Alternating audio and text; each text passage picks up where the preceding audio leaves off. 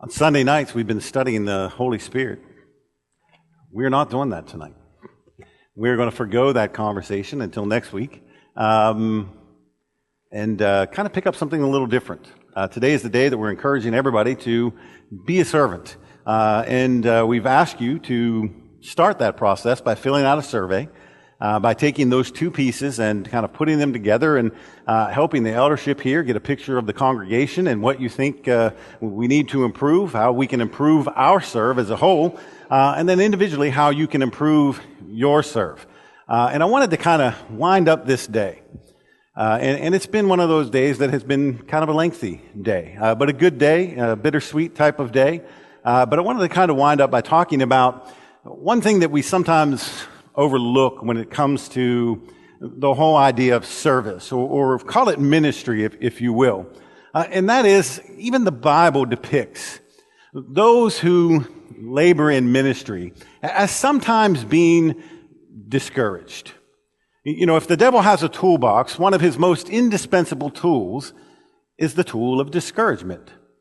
See, because if he can get you discouraged, then you'll start thinking in certain ways. And when you start thinking in those certain ways, then most of the things that you're supposed to be doing, one by one, kind of go by the wayside. You can get discouraged in just about any endeavor, right? And it will undermine all that you try to do. Whether you're a song leader trying to lead a song, I just can't do it. I don't sing very well, and I'm pretty sure people don't like it when I lead, and we can talk ourselves into pretty much anything, can't we? Oh, that lesson was horrible, and I'm pretty sure the class hates me, and da-da-da. You can go on and you can do those types of things. And it's not just for people that we would consider, weak. Well, you're discouraged, that just means you're having a moment of weakness. Well, if it makes you weak, then Paul was a weakling. Because if you go to the book of Acts in Acts chapter 18, and I'm going to encourage you to go there, I have 3 simple points for tonight. This is going to be a relatively short lesson. I know a lot of us feel like, we've spent an inordinate amount of time, here. Maybe you're tired, but a good tired. We're going to go over to Acts chapter 18. We're going to look at a couple of different principles. You remember that one of Paul's greatest sources of discouragement was this little church called the Church at Corinth. He ends up writing 2 books to this church to encourage them because it is a church that is just full of problems. Here in Acts chapter 18, we learn about the origins of this church. And we read about Paul from the very beginning kind of being discouraged in his efforts there. Kind of being downhearted. Maybe not so much that he, like Elijah, he fled and went to a cave and said, I'm the only one left. The only one left, God. And of course, God had to remind him, look, you need to get out of this cave. You need to go back and you need to do the work that I have given you. Get rid of all that noise and just heed my voice. Go do what you're supposed to do. Now, Paul didn't flee to a cave, but Paul was discouraged nonetheless. And there are other ministers, people in ministry who were discouraged. You might recall Paul later on is going to write to a young man by the name of Timothy. And one of the things that he encourages Timothy in is to fan into the flames once more the gift that God has given you. And the implication here is that Timothy's faith, Timothy's zeal, something about Timothy and his work was waning in its passion. Perhaps to the point where it was ready to go dark. We know as well as anybody else that being in ministry or serving other people can become a great source of discouragement. But I think there are 3 elements here in Acts chapter 18 that tell us why most of the time, Paul especially, was successful in ministry. 3 things that I think practically we can adopt and come to understand and make part of our everyday life in ministry and service that will become vital to the work that we do. Before we jump in there, though, let's mention just a couple of things. Why does ministry become discouraging? Well, I think sometimes ministry becomes discouraging because there's a lot of it to do. I mean, we live in a world that's full of problems, right? I mean, look around you. And just one day, count the ministry, the service. Ministry is just that big fancy word that means serving other people. Just look around you. There are more ways demonstrated for you every day to serve than you could possibly ever serve in. I mean, just the simple drive, probably from your home to where you work or go to school, will present itself with so many opportunities that if you were to stop and to grasp each one, you'd never make it to work. You have no doubt homeless people that you pass. You no doubt have places where you could go in and volunteer. You have hospitals where people are in there dwelling, nobody coming to visit them, nobody seemingly care about them. You've got nursing homes with the same type of setup. If you give it much thought, there's a lot of ministry that could be done. A lot of things that we could be doing. So the bulk of the work sometimes is the thing that grows to the weight and it becomes very discouraging for us, or it can. Now, sometimes it's the lack of success or lack of, should we say, perceived success. There are places where you can go in this world, and I've heard that, and I don't know, my brother Alan, if China is like this, but there are places you can go like India, where in certain areas the word is preached and they're baptizing hundreds of people. They'll have a gospel meeting and man, half the town comes in to be baptized.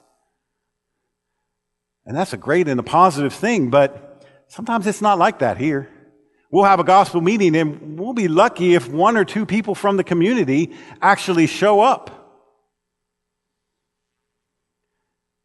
And when I say lucky, I don't mean luck in the sense that we didn't put in our effort.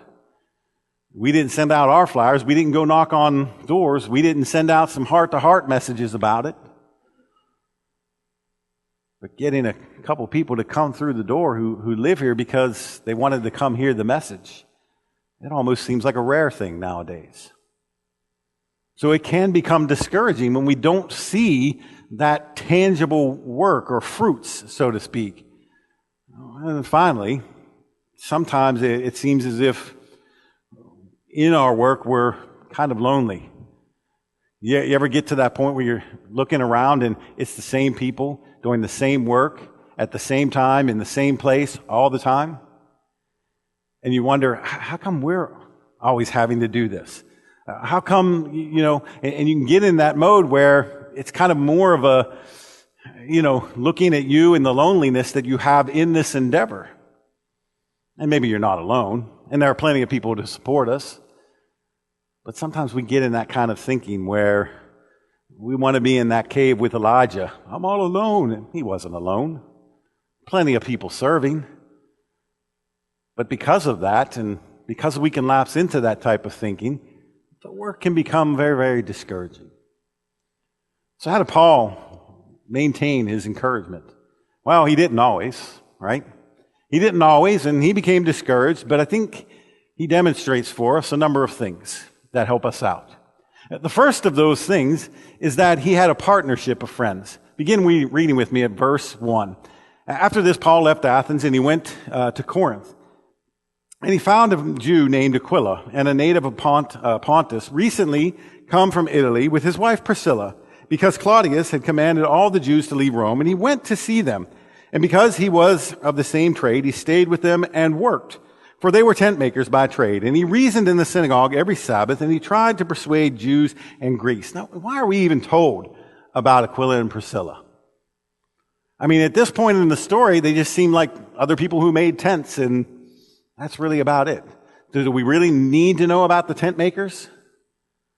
Well, I think God tells us this to encourage us that in this work that we're called to do, it's designed not to be a solitary effort. It's not designed for you to, in your own island sort of fashion, I am a rock and no one can stand with me sort of mentality, do things by yourself.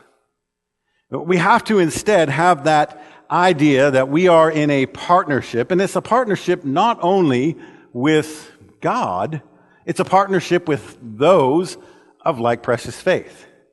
I mean, can you count the number of people in Paul's writings who Paul refers to as traveling companion, fellow laborer, yoke fellow? Just about every book that he writes, he identifies these people who are part of his group, part of his network of friends that are vital to the work that he is doing. Even Euodias and Syntyche over in Philippians chapter 2, while they have their problems and they're kind of fighting, he refers there to them and those who are supposed to help them as fellow laborers. See, you gotta have fellow laborers. You need to be around people who are doing the work and who have that same mind to work. I mean, if you go back into the Old Testament, wasn't that the reason that the temple actually got built? You realize that the people had come back, and it was years. It was years before they actually had that done, because it was years before they actually started it. And then a guy by the name of, what was his name? Shows up. Nehemiah. Nehemiah shows up, gathers the people, gives them the big hoorah speech. 52 days later, the temple's rebuilt, right? This is the wall. The wall was rebuilt. Yeah, sorry. Got them flip-flopped. Rebuilt the wall. 52 days. They built the wall when it had been years that they had been there. So what was the problem? Well, I would dare say they needed someone to come along and unify them as a people. We need to realize that as Christians, we are part of a body. And as part of that body, we're designed to work together. It's designed to have this unity that goes along with it. Number two, we need to focus on those who are around us and laboring, and we can work together and labor with them. But then you'll notice that we can put the emphasis on positive results. Now, Paul didn't win thousands of people in Corinth at first. If you read the beginning of verse 5, where we left off, it says, when Silas and Timothy arrived from Macedonia, Paul was occupied with the word, testifying to the Jews that Christ was Jesus. And when they opposed and reviled him, he shook out his garments and he said, your blood be on your own heads. I am innocent. From now on, I go to the Gentiles. And he left there and he went to the house of a man named Titus Justus, a worshiper of God. His house was next door to the synagogue. Crispus, the ruler of the synagogue, believed in the Lord together with his entire household, and many of the Corinthians, hearing Paul, believed and were baptized. You know, Paul's norm was go into the city, find the synagogue, preach to the Jews. I mean, that's the message. That's what they were supposed to do, right? To the Jew first, then the Greek. Well, Paul goes in and he does that, and he's kind of discouraged by it. You know, so much so that he kind of washes his hands of ever going to the Jewish people again, but he ends up having great success. Now, Paul could have been the kind of guy that had been like, yeah, you know, I mean, we baptized some folks, but we still haven't gotten the Jews. I mean, what do we have to do? And he could have focused on the negative. He could have focused on his defeats rather than his victories. You know, you ever hear that phrase that people use sometimes, that some people are really good at snatching defeat out of the jaws of victory? You know, oh, how true it is. There are some folks who, you know, man, they have every reason to be positive, but they choose to find the smallest little pessimistic point they can and fixate on it. Yeah, but this, and this. And they're like, that wee little thing, that one little problem, they just can't seem to get over it. I mean, how many speed bumps did Paul have in his ministry? Well, we know, because he lists them, right? I mean, if Paul were to stop in the first little speed bump that he had, then he'd have quit long before much of the work that we know that he did was done. I mean, the first time that they took him out and tried to stone him and leave him for dead at the edge of the city, not going to have any more of that. Done. But you know, he was beaten, he was whipped, he was stoned. People were trying to kill him because he was preaching God's word. Man, if there was anybody who could have dwelled on some negative things, it certainly would have been Paul. But he doesn't do that. He doesn't do that. He allows this success, this small success that comes after the great kind of rejection, to propel him to a greater work there in Corinth. So we need to focus on our successes rather than focus on the things that are, negative. The story is told about Thomas Jefferson when he was president. One time he and some traveling companions were out riding, and they came to a river. They came to a river, and the river was swollen in its banks, and they had wondered how they were going to get across, and figured that the only way to cross was by riding their horses across the river and allowing the weight of their body and the horse to kind of get through. And sure enough, their traveling companions, about 10 of them, one by one, went across the river, and there was a man who was not with their group, who stood nearby and came down to the last 2 or 3 people. And when it was Jefferson's turn to go across the river, the man approached and said, "Sir, do you mind if I ride along with you on your horse?" And Jefferson said, "No problem." And the man got on the horse, and they went across the river and got to the other side, and the man dismounted and started to go his separate way. When one of the guys in the group said, "Sir, why did you ask, of all the people in the group, the President of the United States to ride his horse across the river?" And the man was shocked. He had never seen Thomas Jefferson, didn't know what he looked like, didn't even realize it was the President of the United States. And after the momentary shock, the man simply responded by saying this: "Well, I could tell by the look on everyone else's face that failure was certain, but when I looked at Jefferson, I knew he was going to cross the river." Pessimism, optimism, the choice is yours. Do you have that look that says, "We can do it"? Do you have that attitude that says, "We can do it"? Or do you have that attitude that says, "Oh, yeah, woe is me. Woe is me"? Fortunately, I have a young man at my school that's like that. I love the kid to death. And he's as funny as the day is long. But he's just constantly down on himself. Constantly down on everything around him. And thus constantly miserable and discouraged. The final thing I think we can draw from here is found in verses 9 through 11. Paul says, "And the Lord said to Paul one night in a vision, 'Don't be afraid, but go on speaking and don't be silent, for I am with you, and no one will attack you to harm you. For I have many in this city who are my people.'" Do you recognize those words? Doesn't that sound an awful lot like what God told Elijah? There are yet many who have bowed the knee to Baal. You're not alone. You're not alone. There are many who are out there, which goes back to kind of the first point. You've got to have that unity of friends around you.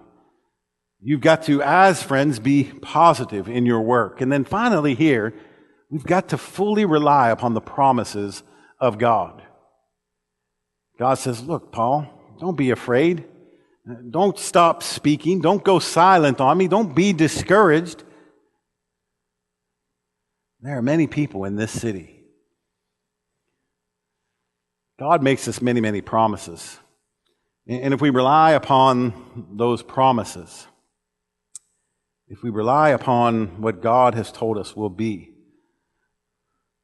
then I think it's a great encouragement for us in the work. For instance, go back to some of those discouragements. We don't readily see the fruit.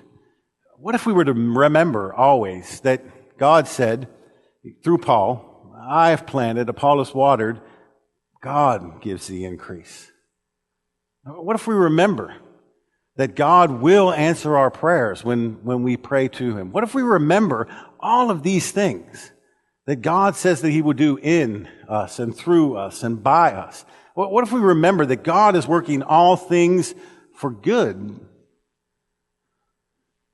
for those that love Him? What if we remember his promises? Do you think that improves our work, our ability to work, maybe our attitude in the work? Well, I think it does. And I think it does it in a number of different ways. I think the first one is that we realize that, well, wait a minute. This doesn't all rely upon me. Success here is not necessarily 100% in my hands. God has made promises and he will fulfill them. I've just got to do my planting. I've just got to do my watering. I've got to go out there and be the best servant I can be. And sometimes I just got to give it to God and let him do his work. God makes lots of promises. But you'll notice very clearly here, he says, don't be afraid, go on speaking, do not be silent. Even if you're discouraged, continue to do the work. Keep on plugging ahead. Keep on speaking the name of Christ and doing the work that he has given you. Why? For I am with you. I'm with you. I'm helping you. I'm holding your hand. I'm walking you forward. I'm there. And that's not the only time he's ever made this promise, right? I mean, how many times can you find that same promise? You think of one that stands out in your mind? Sitting in and around that place that we typically call the Great Commission. How does that end? And lo, I am what? With you always, even unto the end of the age. Man, that sounds like God's going to be with me. That's a promise. Don't be afraid. Keep speaking. Keep doing the work. Keep ministering. Keep being a servant. And then notice what he says next. No one will attack you or harm you, for I have many in this city who are my people. God, now I'm just going to kind of broaden that out. God will providentially take care of us. God will providentially take care of us. Just like he took care of Daniel and his friends. Just like he took care of, Esther in her time and her people and preserved them. Just like in the days of Ruth, just like, and you can go back and you can look at all of those Old Testament characters and God moving in the kingdoms of men to bring the Savior into the world ought to remind us that he still moves in our kingdom, in our life, to bring about his greatest good. So he promises us his protection. He promises us his presence. He's going to be with us. And if we remember those things, then it becomes vital. Well, it becomes, I don't want to say vital, it becomes a vital force that compels us forward as we work in harmony one with another, not for pessimism, but for optimism, remembering that he is with us. As we were driving here tonight, Carrie and I were reminiscing about a time about a year before my grandmother died. And my grandfather, for some reason, and I never did ask him what prompted the occasion, but it was kind of an odd weekend. Several different things happened, but one of the things he wanted us to do is get together to make this authentic strudel. Now, you think strudel, you think this little pastry that's about this big. This was apparently some authentic recipe from some homeland from which his mother lived. This thing was about 6 foot long, that big around. And you had to do all of these different things. It took me, my entire family, 2 of my cousins with their 4, rolling this thing out, holding it up, stretching it to about an oval that was, I want to see 6 foot across and 10 foot long. And then we filled it with all of these ingredients. And then taking it by the side, slowly rolled it on itself. And then my grandfather at that point sort of assumed the roll, got it in the oven and cooked it up, and man, we couldn't stop eating it. It was so good. One of those memorable times when I think about my family and my grandparents. But I think about it, and I think kind of about the work of the church. Because just like that strudel, lots is going in there. Lots can go wrong, therefore. But if you work in harmony and unity, if we work realizing the promises of God and always stay positive, then I believe we stand a better chance of not being discouraged and not giving up on the work. Well, maybe you're here tonight and you are discouraged. And maybe you're discouraged in your personal journey with God. Maybe your personal journey is yet to begin. Have you heard His word? Do you believe? Do you have that strength of conviction that wants to move you forward to do something about sin that is part of your life? Or, in other words, repent of them? Have you confessed the name of Christ, enter into the waters of baptism, to rise, walk in newness of life? Maybe you've done that and just simply need to come back.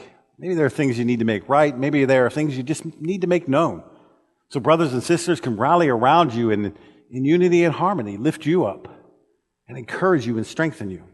If you're here tonight with any need, we encourage you to make it known while we stand and sing.